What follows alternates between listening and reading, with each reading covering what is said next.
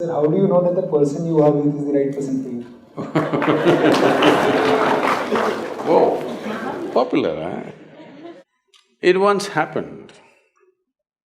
Shankaran Pillai was at the family dinner, and when everybody settled down for dinner, he stood up at the table and announced, "I am going to marry Lucy, who's just across the street."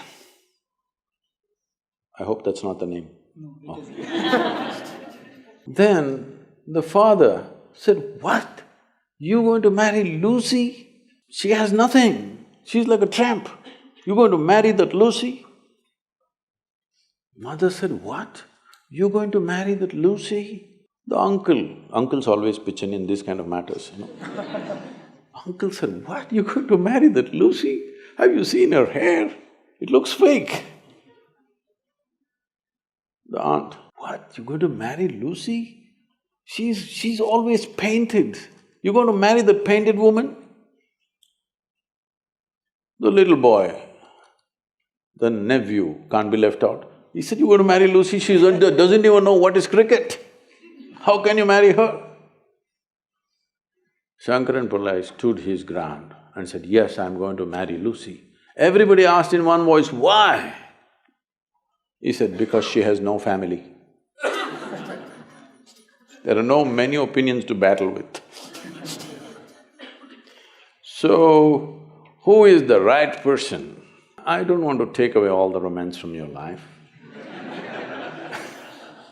But let me tell you this, there is no right person on this planet.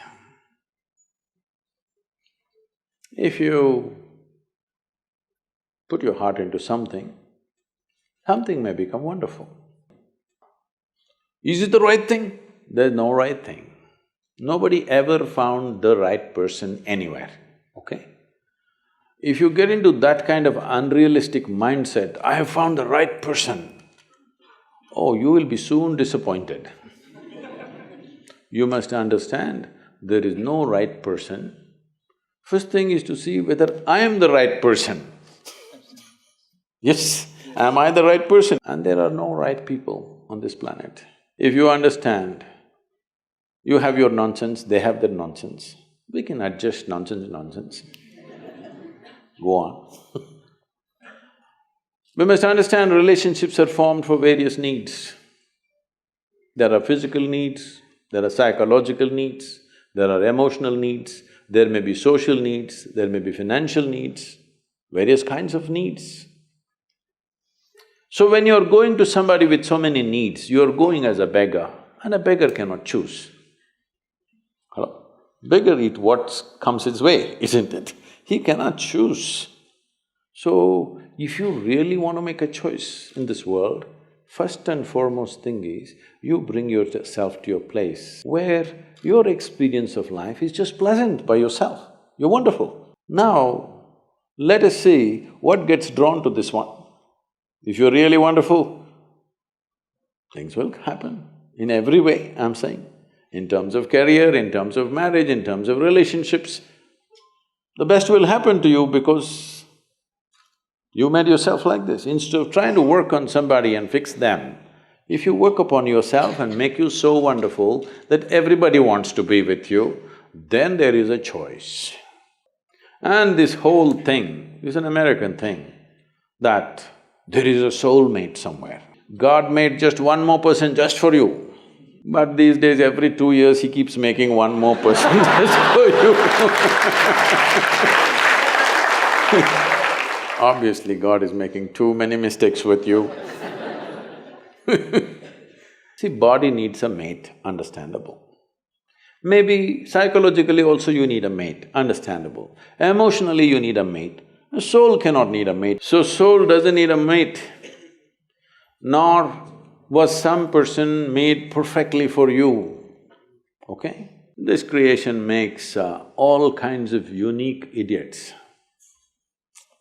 If you understand you are one kind of idiot and the others are different kind, you will understand their nonsense because you know you got your stuff.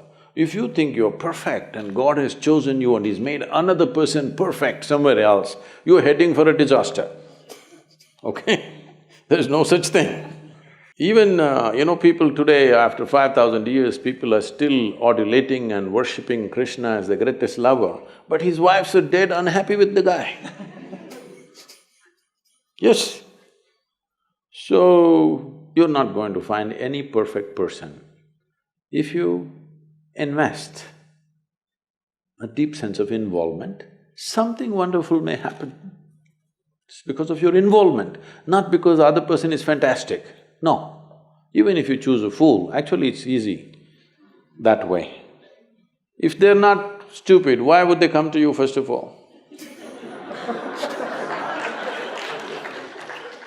No, I'm just being nasty. So, even if you choose a fool, it doesn't matter. If you involve yourself, it can turn out very beautiful. You chose the smartest person in the universe, it could be a disaster. So, do not think in terms of, whatever this made for each other nonsense. No. You choose the opposite, actually. But after some time, after a little bit of time, you slowly start expecting they're just like you. This is a serious mistake. Because if one more person becomes just like you won't be able to bear with them for 2 days. Hello? Please tell me. If there's one more person just like you at home, could you live there? You're glad they're different. It's wonderful, nobody is like you, isn't it? Nobody is like you on this planet. Try and see.